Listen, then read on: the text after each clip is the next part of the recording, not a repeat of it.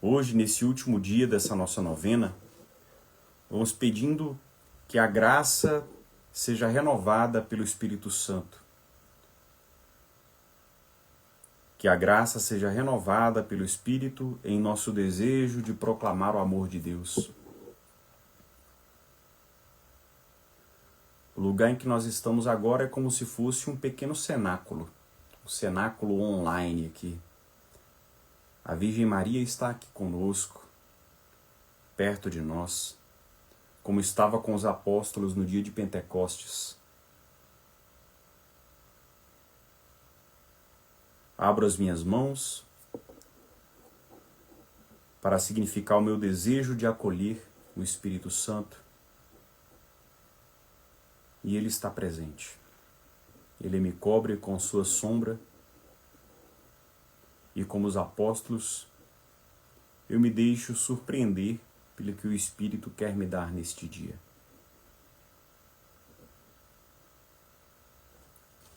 Pelo sinal da Santa Cruz, livrai-nos Deus nosso Senhor dos nossos inimigos. Em nome do Pai, do Filho e do Espírito Santo. Amém. Meu Senhor e meu Deus, creio firmemente que estás aqui, que me vês, que me ouves. Adoro-te com profunda reverência. Peço-te perdão dos meus pecados e graça para fazer com fruto este tempo de oração. Minha Mãe Imaculada, São José, meu Pai e Senhor, meu anjo da guarda, intercedei por mim. Em nome do Pai, do Filho e do Espírito Santo. Amém. Oração ao Espírito Santo. Vinde, Espírito Santo, inspirai-me para que eu te ame, iluminai-me para que eu te conheça, atraí-me para que possa encontrar minha alegria em ti. Oração de Santa Gertrudes.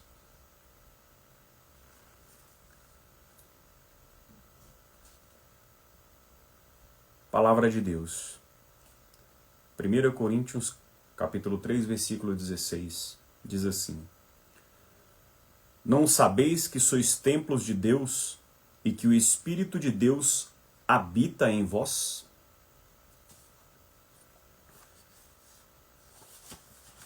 Meditação. No dia da Páscoa, quando Cristo apareceu aos apóstolos, ele disse: Como o Pai me enviou, assim eu também vos envio. E quando disse isso, soprou sobre eles e disse-lhes: Recebei o Espírito Santo. João, capítulo 20, versículos 21 a 22. Como temos falado em todos esses dias, o Espírito Santo é um sopro. É bonita essa figura de falar que o Espírito Santo é um sopro, de enxergá-lo como se ele fosse um sopro. Isso nos ensina muito sobre o que é o Espírito Santo. E o exemplo mais eloquente dessa interdependência entre a palavra de Deus e o sopro do Espírito Santo é o Pentecostes. Amanhã é dia de Pentecostes, né? Hoje já começamos a celebrar o Pentecostes. Os apóstolos, eles receberam a plenitude do Espírito no dia de Pentecostes. Eles foram repletos com ele. Imediatamente após receberem o Espírito Santo, os apóstolos sentem a necessidade de ir e pregar a palavra, já sair pregando, eles já saem pregando.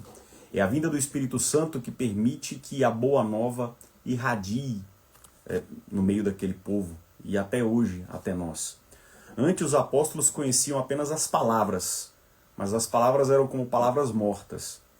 E é somente quando o Espírito Santo vem sobre uma palavra é que ela se ilumina e se torna uma palavra ativa, radiante. É a mesma diferença que existe entre dois fios, né, de eletricidade. O pessoal que mexe com eletricidade sabe como é que funciona, né? Um transporta uma corrente elétrica e o outro não. O fio que não contém corrente não se move. E ao contrário do outro que vibra quando a corrente elétrica passa por ele. Ele fica vibrando. E a palavra de Deus é assim, sem o Espírito Santo, ela não vibra. A palavra de Deus nos fala quando o Espírito Santo habita em quem a ouve. E essa palavra inspirada pelo Espírito Santo, ela se torna inspiradora e nos envia para irradiá-la ao nosso redor.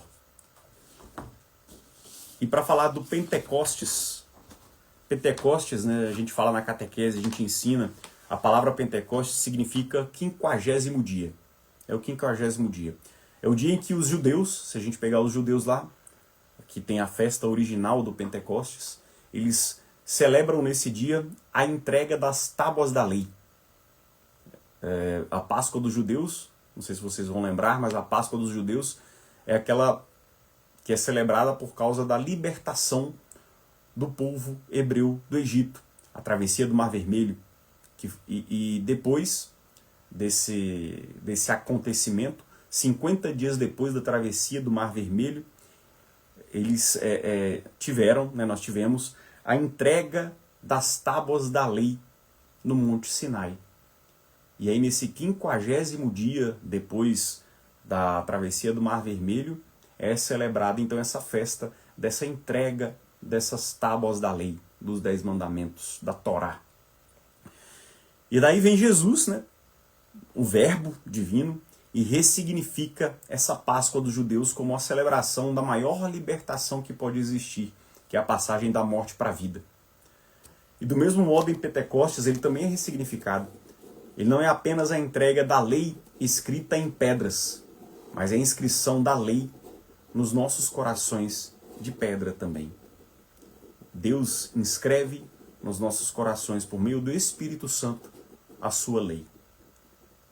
Bonito isso, né? A gente pensar dessa forma, que o Pentecostes é a inscrição da lei nesse nosso coração de pedra. Então a lei, portanto, não é mais algo externo ao ser humano, mas é como o Espírito Santo que se infunde em nós, como grande dom de Deus, essa palavra, essa lei, se torna algo que faz parte de nós. Algo que agora está inscrito na nossa alma. E agora, inspirados pelo Espírito Santo, nós passamos a ser capazes, pela ação do Espírito Santo, obviamente, a cumprir a lei, mas não cumprir uma lei exterior, cumprir uma lei por apenas uma obediência pura e cega, mas cumprir a lei por connaturalidade e não como algo estranho a nós.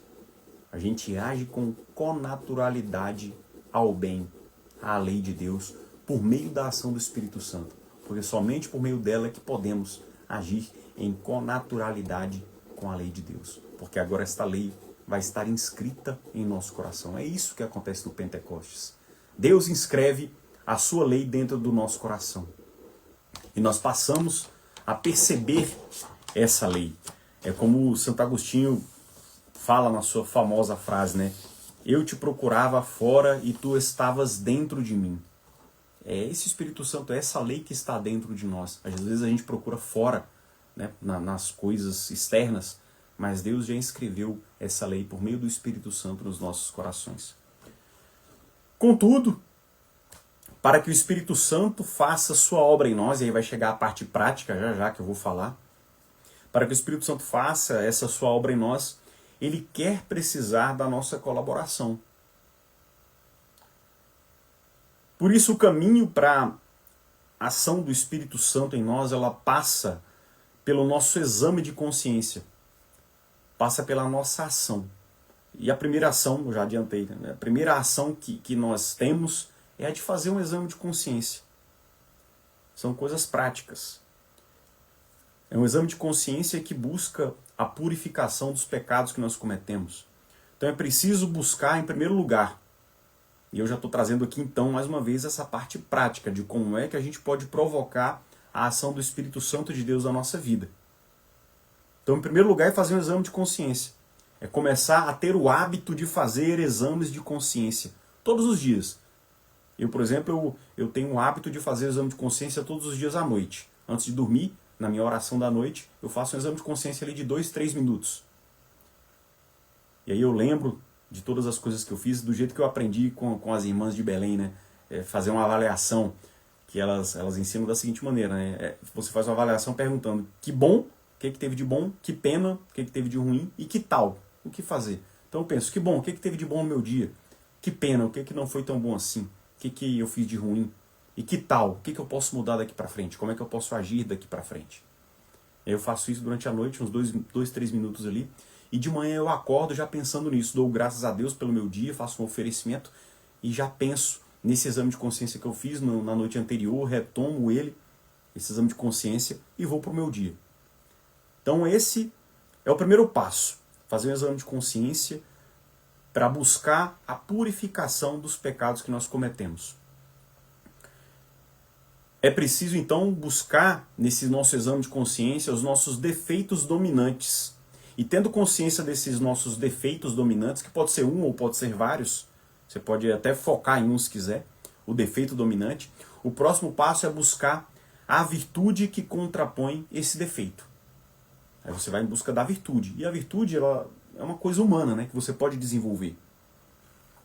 A virtude que contrapõe esse defeito. E daí você precisa, então, fazer um esforço para buscar essa virtude que contrapõe o seu defeito dominante que você achou no seu exame de consciência. Você não vai achar no primeiro exame de consciência, né? Você vai fazer vários exames e até achar esse defeito dominante, e depois que achar o defeito dominante, procurar saber qual é a virtude que contrapõe aquele defeito dominante. E aí você vai buscar essa virtude. Buscar os exercícios que te fazem adquirir essa virtude.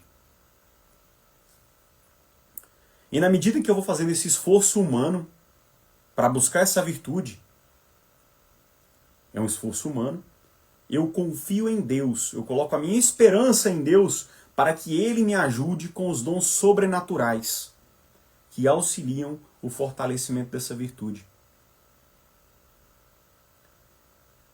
Bom, e pode até ser que aconteça de Deus... Pode até ser que aconteça, mas não se deve esperar que os dons do Espírito Santo venham do nada e me purifiquem do meu defeito, do meu pecado, como muita gente pode esperar. Não, eu vou esperar um milagre aqui, praticamente, que o Espírito Santo ele vai vir sobre mim e vai me purificar do meu pecado. Pode até ser que isso aconteça, mas não se deve esperar por isso, dessa maneira. O ideal é que a gente cumpra esse caminho do jeito que eu falei aqui. Que a gente faça exame de consciência, faça exames de consciência, descubra o nosso defeito dominante, o nosso pecado dominante, o principal pecado que nós temos que combater ali como emergencial, buscar a virtude que contrapõe esse defeito, buscar exercícios que fortaleçam essa virtude e rezar a Deus e pedir com confiança e esperança que Deus mande o auxílio sobrenatural dos dons do Espírito Santo para auxiliar nessas virtudes. Vou dar um exemplo aqui, tá? Por exemplo, digamos que você tem o defeito dominante da gula. Então você é guloso, você come demais, você bebe demais, toma muita bebida alcoólica, ou come muito doce, enfim, o seu defeito é a gula, que te leva até a cometer outros erros, outras falhas. E aí você, no seu exame de consciência, chegou à conclusão de que o teu defeito dominante é a gula. E aí, você vai buscar a virtude que contrapõe a gula. Porque a gente sabe que a virtude, quando a gente estuda um pouquinho, busca conhecer, a gente sabe que a virtude que vai contrapor a gula é a temperança. A temperança que é você buscar o equilíbrio no uso dos bens que Deus coloca à nossa disposição, dos bens e dos dons. Então a temperança no comer e no beber. Ok? Você vai fazer exercícios buscando essa temperança. E aí você vai fazendo esses exercícios, só que vai chegar um ponto em que a sua virtude ela não vai ser suficiente para você vencer algumas situações da sua gula. Que algumas situações do ponto de vista humano são praticamente impossíveis de superar. E aí é que entram os dons do Espírito Santo. Os dons, aqui no caso da gula, da temperança, os dons da fortaleza, que vão fortalecer a tua vontade.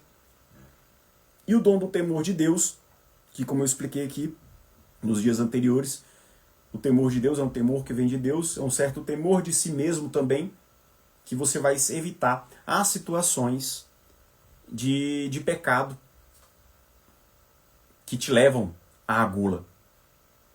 Então é preciso que você faça uma busca para chegar no ponto em que o Espírito Santo possa te ajudar, porque é preciso que haja algo a ser aperfeiçoado. Os dons do Espírito Santo, eles aperfeiçoam virtudes. aperfeiçoam algo que nós já temos. Então é preciso que exista algo, que você desenvolva algo que é humano, um esforço humano ali, para ser aperfeiçoado pelos dons do Espírito Santo. Que, como eu já disse aqui, não é adequado que você espere que aconteça um grande milagre de somente o dom do Espírito Santo, sem virtude nenhuma que você tenha desenvolvido, ele faça um milagre na sua vida para você se converter ou mudar algum aspecto que você queira mudar. Ah, mas isso aconteceu com Paulo, você pode dizer, né? Paulo, ele era um matador de cristãos, ele perseguia cristãos e veio lá o Espírito Santo de Deus e Deus derrubou ele do cavalo, né? Como se diz, a queda do cavalo de Paulo, e ele se converteu. E Deus fez com que ele fosse ungido e se tornasse um santo apóstolo. De fato, foi um grande milagre.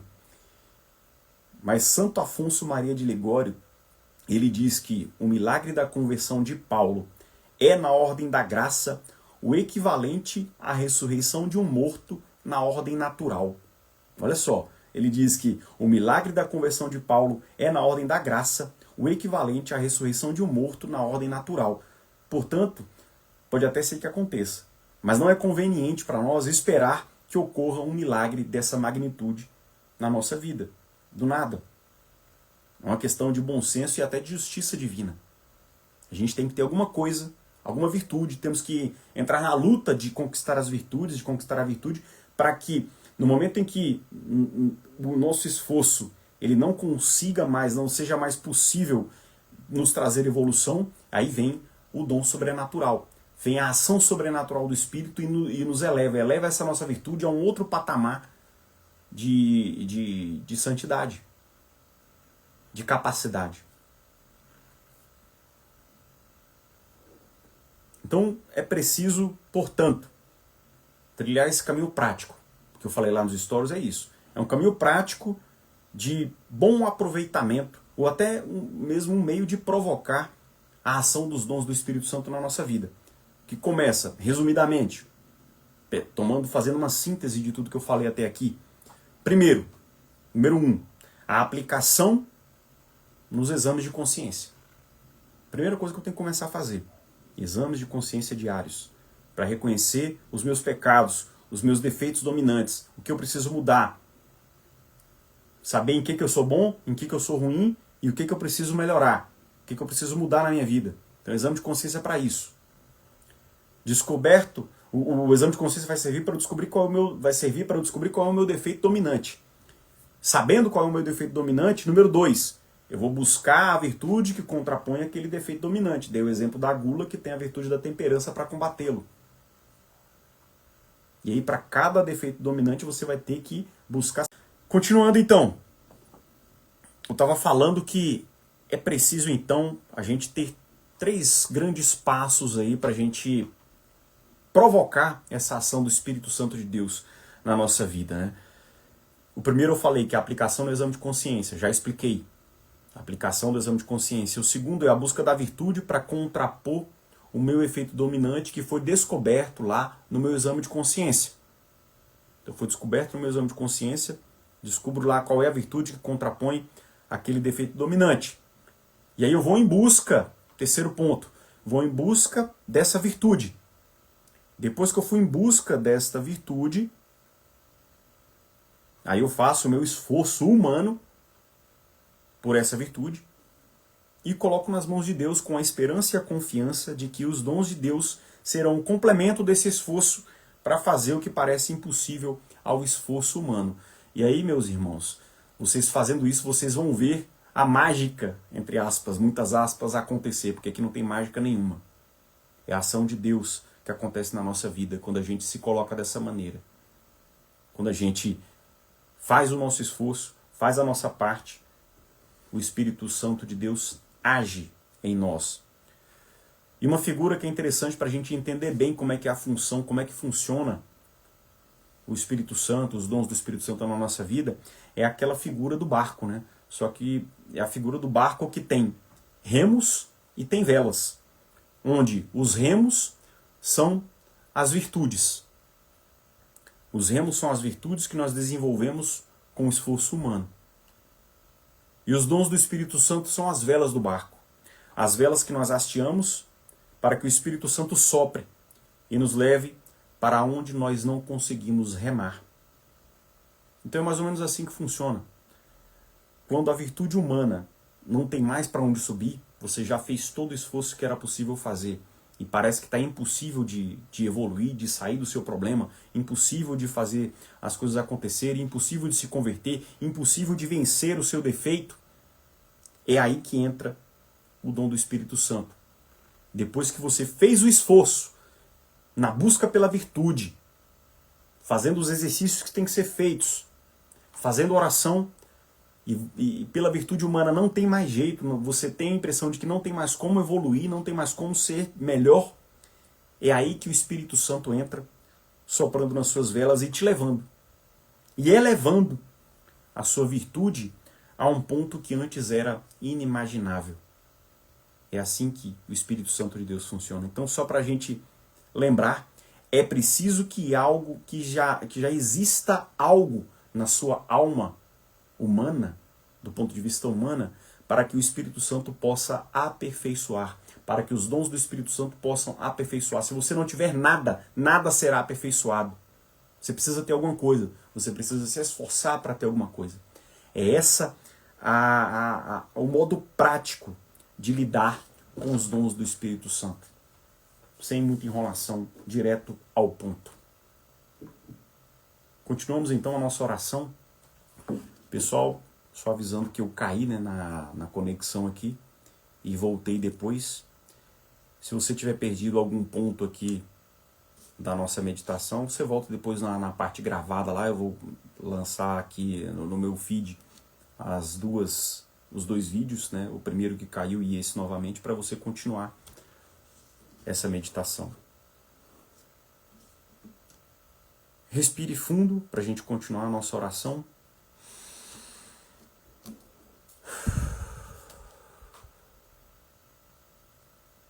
Oremos. Vinde, Espírito Criador, visitai as almas dos teus, enchei os corações com a graça do alto, os corações que são tuas criaturas. Infundi tua luz em nossas mentes, derramai teu amor em nossos corações, e que a tua força, sem ocaso, retire as fraquezas dos nossos corpos. Afastai de nós o adversário, sem demora dai-nos a paz. Abri teu caminho diante de nós, que evitemos todo erro. Fazei-nos conhecer a Deus Pai, fazei-nos conhecer também o Filho, e crer em todo momento que sois o único Espírito de ambos. Pedimos-te por Maria, presente no cenáculo com os apóstolos. Ave Maria, cheia de graça, o Senhor é convosco. Bendita sois vós entre as mulheres, e bendito é o fruto do vosso ventre, Jesus. Santa Maria, Mãe de Deus, rogai por nós, pecadores, agora e na hora de nossa morte. Amém. Propósito do dia. Tem propósito para hoje também. É um propósito que é uma evolução do propósito de ontem. É estar atento ao modo como o Espírito Santo me conduz em relação às pessoas. Em relação às pessoas ao meu redor. Para que eu aproveite as oportunidades, então tem que aproveitar as oportunidades e as inspirações que ele me dará para transmitir uma palavra de vida a alguém. Então é estar atento ao modo como o Espírito Santo me conduz em relação às pessoas ao meu redor e aproveitar oportunidades e inspirações que ele me dá para transmitir uma palavra de vida a alguém. Então é estar atento ao que o Espírito Santo me diz no momento em que eu preciso dizer uma palavra de vida a alguém. Procure isso nesse resto de noite e no dia de amanhã, que é o próprio dia de Pentecostes, para que você seja também uma palavra de vida na vida de alguém. Amém? Vamos prosseguir então a nossa meditação.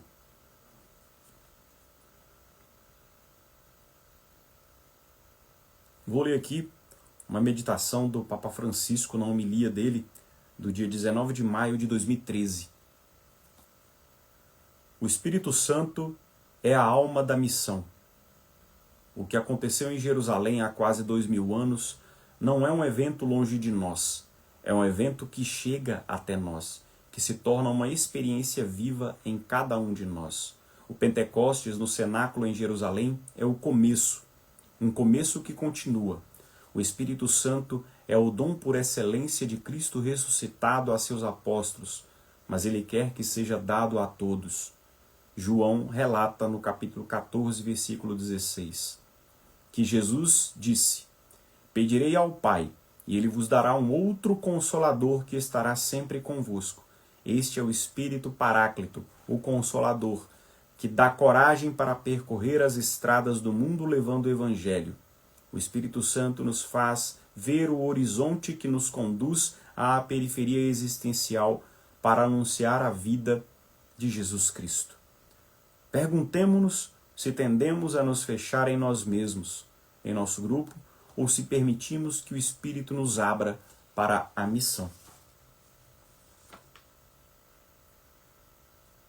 Esse Espírito Santo é o Espírito que nos fortalece. E o próprio Jesus nos prometeu, quando ele disse: sereis fortalecidos quando o Espírito Santo vier sobre vós. Então amanhã, quando você for à missa da Vigília de Pentecostes, presta atenção a cada oração, a oração coleta, a cada oração que for lida, que for rezada na missa, a cada leitura. Presta atenção no Salmo, ouve o Evangelho,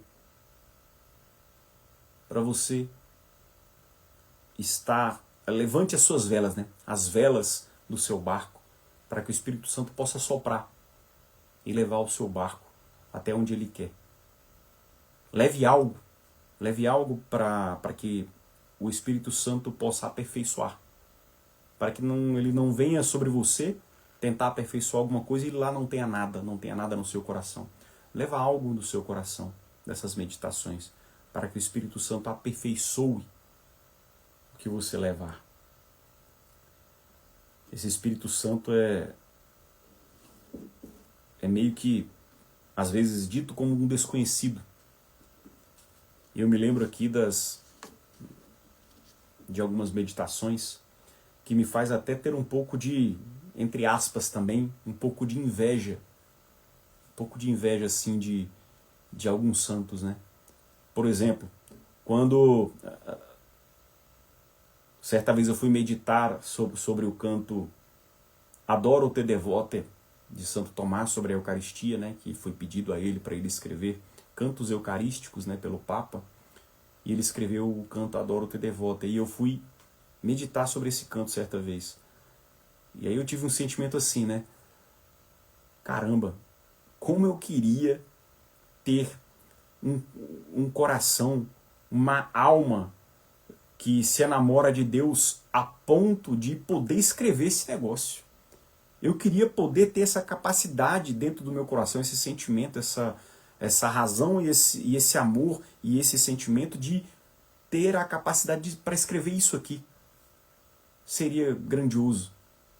Isso é a ação do Espírito Santo na vida de um santo. Como eu gostaria que o Espírito Santo agisse assim, dessa maneira no meu coração, para eu sentir isso que ele está sentindo, a ponto de escrever essa coisa tão linda. E é mais ou menos assim que a gente tem que pensar, né? Que é possível uma ação profunda do Espírito Santo na nossa vida. É possível, seja lá o que você tenha feito na sua vida, não importa o que você fez. Usei o exemplo de Paulo aqui mais cedo. Paulo matava cristãos. E, no entanto, o Espírito Santo agiu na vida dele e se tornou um grande apóstolo, pilastra da igreja. Nós também podemos aqui hoje termos essa ação do Espírito Santo de Deus na nossa vida e mudarmos completamente a nossa existência daqui por diante. Depende só do que você quer levar para apresentar a Deus, para que Ele aperfeiçoe. Vamos então encaminhando aqui para o final dessa nossa meditação, fazendo essa oração que temos feito todos os dias, que é a sequência de Pentecostes, oração conservada na liturgia da igreja desde o século XIII. Espírito de Deus, enviai dos céus um raio de luz, vinde, Pai dos pobres, dai aos corações vossos 7 dons. Consolo que acalma, hóspede da alma, doce alívio vinde. No labor descanso, na aflição remanso, no calor aragem.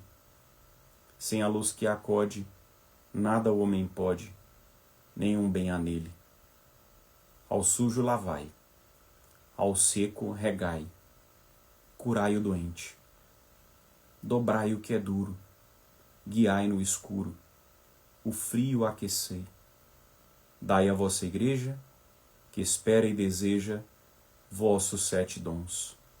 Dai em prêmio ao forte uma santa morte, alegria eterna. Enchei luz bendita, chama que crepita, o íntimo de nós.